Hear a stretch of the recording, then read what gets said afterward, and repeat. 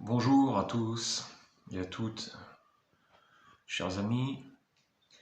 La question qui se pose dans le monde chrétien, c'est sur la virginité de Marie, la mère de Jésus-Christ. J'aimerais déjà dire qui est Jésus-Christ. Avant tout propos, Jésus-Christ de son vrai nom, Yahushua ou Yehoshua, selon le terme araméen ou hébreu. Donc Jésus, ou Yahushua, né de parents Marie, Myriam, de son vrai nom, et Joseph, le charpentier. Jésus-Christ est né donc à Bethléem, a grandi à Nazareth et a fait un court passage en Égypte pendant 2 ans. Il a grandi dans une grande famille, assez pauvre, très humble, très religieuse, avec les traditions juives et un grand amour pour Dieu. Marie eut plusieurs enfants, et ça j'aimerais en parler.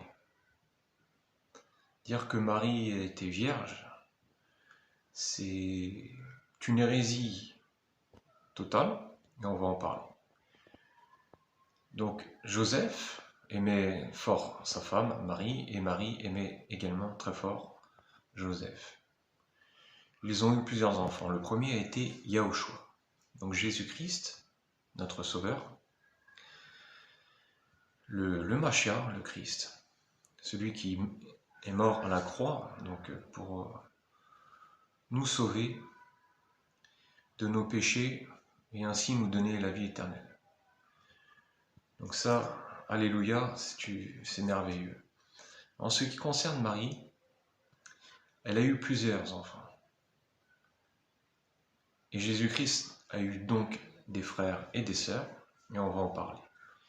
Jésus a eu un frère, son premier frère s'appelait Jacques. Ensuite, il a eu Myriam comme sœur. Il a eu Joseph comme deuxième frère, puis Jude, Amos, et encore 2 autres sœurs, Marthe et Ruth. Durant sa vie, Jésus a perdu son père terrestre, donc Joseph, le charpentier. C'était un juif qui était vraiment dans la parole et qui a éduqué Jésus dans la parole. Et dans le respect, avec un grand amour pour sa femme et ses enfants. Donc Joseph est mort. Jésus avait à peu près, il avait 13 ans, 13 ou 14 ans. Et Jésus a dû s'occuper en tant que chef de sa famille, parce qu'il était le grand frère. Et aussi Jésus a perdu son petit frère Amos, durant sa vie aussi, de jeune homme. Et Jésus travaillait dur à l'école, il travaillait dur aussi pour maintenir la famille. Et voilà, il est toujours resté dans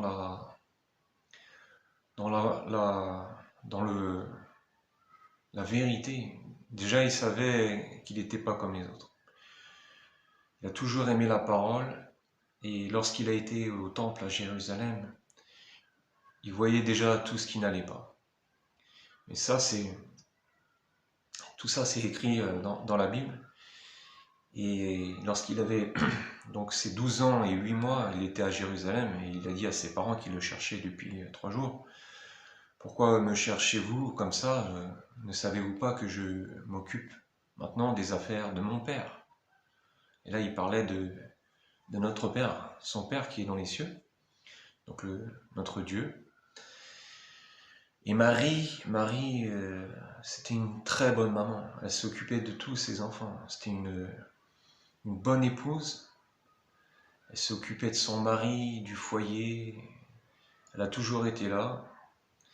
Et c'était donc avant la naissance de Jésus, Yahushua, elle rencontra Gabriel. Gabriel qui est la force de Dieu. Et Gabriel s'est présenté à Marie. Et il lui a dit, tu enfanteras un fils qui deviendra le sauveur d'Israël, le Mashiach. Mais jamais Gabriel a dit, je te salue Marie, pleine de grâce, je priais pour nous, pauvres pécheurs. Comme cela a été inclus dans la religion catholique, donc c'est une invention des hommes, hein, de prier Marie.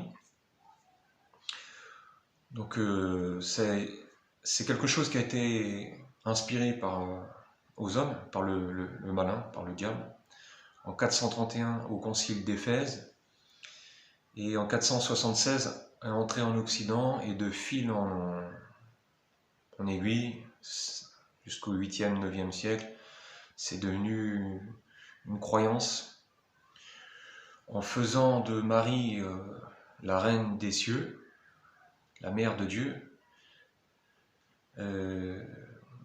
voilà, pour justement tromper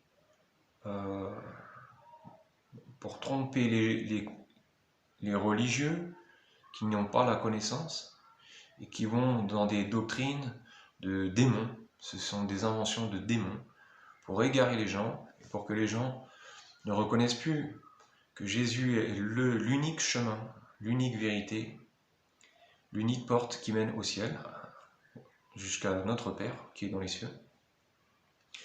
Donc c'est une invention, et d'autant plus que la religion a inventé la naissance de Jésus. Hein. Donc je répète, Jésus, son vrai nom, c'est Yahushua ou Yahushua, en araméen ou en hébreu. Donc le 25 décembre, c'est un solstice d'hiver, c'est une fête païenne, inventée encore par les hommes. Donc Jésus est né, c'est un 21 août, il est né au mois d'août dans l'étable, avec les animaux, à côté de Bethléem. Et donc voilà, il a été persécuté après justement par Hérode, qui voulait le tuer parce qu'il avait entendu le nom du Mashiach, du Messie. Voilà, donc il s'est passé, donc ils ont été faire pendant 2 ans en Égypte, une escale. Ils sont revenus à Nazareth, Jésus avait à peu près 3 ans. Donc voilà, je vous donne ces informations pour comprendre qu'il n'y a qu'un sauveur, c'est Jésus. Jésus, Dieu le Fils en personne, le créateur de l'univers, qui est venu dans la chair, par le biais de parents qui ont été choisis par Dieu, donc Joseph et Marie, qui l'ont élevé selon les traditions juives, le peuple élu. Et pour toutes les nations, Yahushua, c'est le sauveur de toutes les nations. Tout comme on nous dit dans Genèse que Abraham est le père de toutes les nations. D'accord ? Donc Jésus est le sauveur de toutes les nations, que ce soit pour les juifs, pour les gentils, les païens, de toutes les nations, toutes les races et toutes les couleurs. Mais j'interpelle vraiment les gens à ne pas suivre l'idolâtrie qu'on a fait sur Marie, qui est une sainte merveilleuse, une mère pour Jésus merveilleuse, une femme pour Joseph merveilleuse, et une mère pour tout ce foyer qui est merveilleuse. C'est une sainte extraordinaire. Mais en aucun cas, il y a une prière dans la Bible, dans la parole de Dieu, concernant autre que Dieu lui-même.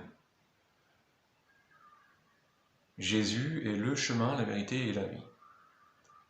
Il est l'unique médiateur, intermédiaire entre nous les hommes et Dieu. L'unique. On